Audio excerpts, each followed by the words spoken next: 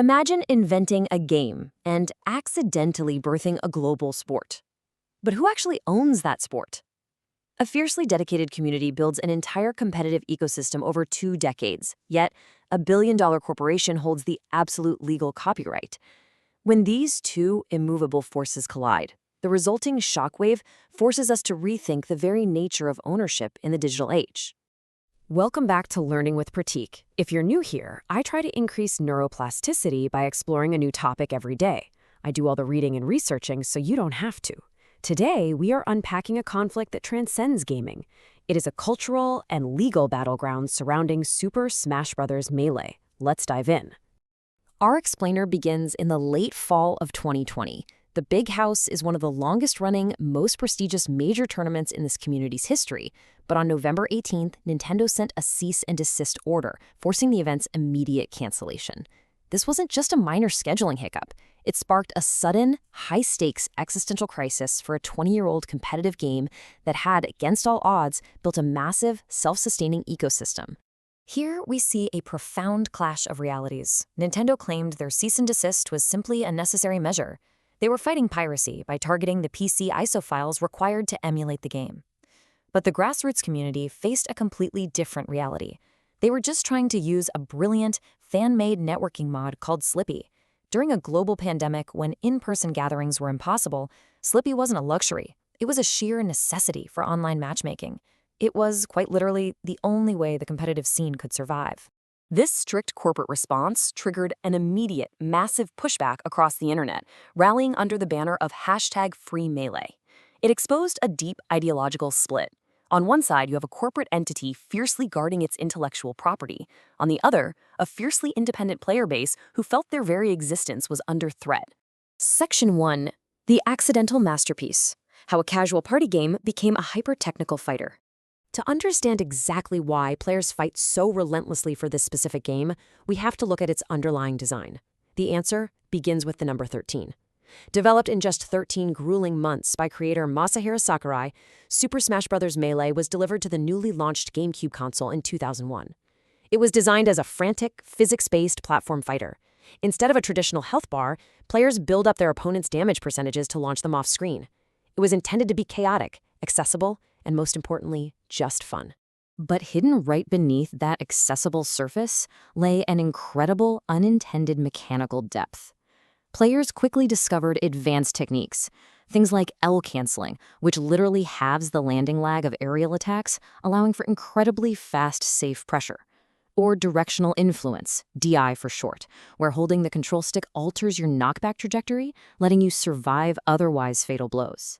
These underlying mechanics enabled a blistering speed, intense mind games, and endless creativity that the developers never explicitly planned for.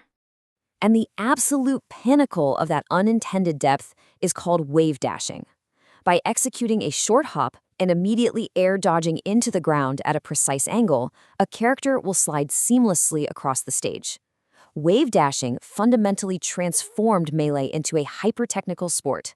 It optimized spacing and movement in ways that proved just how much untapped potential resided beneath the game's colorful, casual exterior. This staggering skill ceiling spawned distinct competitive eras over the next 2 decades. First came the Golden Age, from 2003 to 2007, where the foundational rule sets were established. This was followed by a brief Dark Age, when the intentionally slower, more casual sequel Brawl was released, but the core community just refused to move on. That dedication led directly to an explosive grassroots resurgence known as the Era of the Five Gods. For an entire decade, these 5 legendary players, Armada, Hungrybox, Mango, Mewtwo King, and PPMD, completely dominated the competitive scene. They possessed an almost supernatural consistency. They won nearly every single major tournament they entered, rarely losing to anyone outside their own elite circle. They elevated competitive Melee to a mythical status, drawing in thousands of spectators eager to watch them push the absolute limits of human reaction time. Their dominance was eventually immortalized in a 2013 documentary series directed by Samox called The Smash Brothers. This was a true watershed moment. The documentary captivated a massive new wave of fans and fundamentally revitalized the community's tournament scene, pushing entry numbers to unprecedented heights. Section 2. The Corporate Clash, Nintendo versus the Grassroots Scene. Yet, As the community's visibility and passion grew, so did the friction with Nintendo. The Big House incident wasn't an isolated event. Back in 2013, Nintendo famously attempted to shut down the live stream of Melee at EVO, the world's largest fighting game tournament, before massive public backlash forced a reversal. Then came the shutdown of the Big House 10 in 2020 over the SlippyNet code. And in 2022, they forced the cancellation of the Grassroots Smash World Tour finals just weeks before the event. Time and again, copyright law was utilized to halt community-driven operations. We have to look at this impartially, balancing the scales. On one hand, Nintendo has the absolute, undeniable legal right to protect their intellectual property. Modifying game code, utilizing ROMs, and broadcasting their copyrighted characters are all legally perilous territories.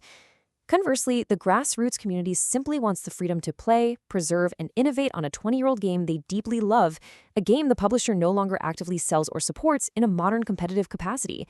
This fascinating conflict ultimately poses a profound philosophical question for the modern era. Think about it.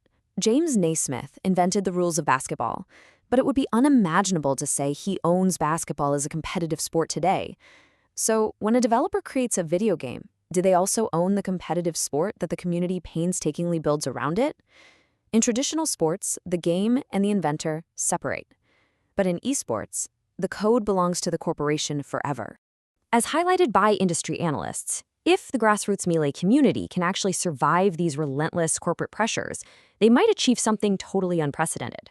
They could become the first esport to truly separate from its creator, an ecosystem existing purely on its own terms, driven entirely by the passion of the players, rather than the financial backing of the publisher. It is a delicate balance between the rights of the creator and the life of the art once it enters the public sphere. Where exactly do you draw the line between a creator's copyright and a community's sport? Let me know your thoughts in the comments below, especially if you have something particular in mind. Thanks for watching. Tomorrow we open a different page. Until then, Pratik, out.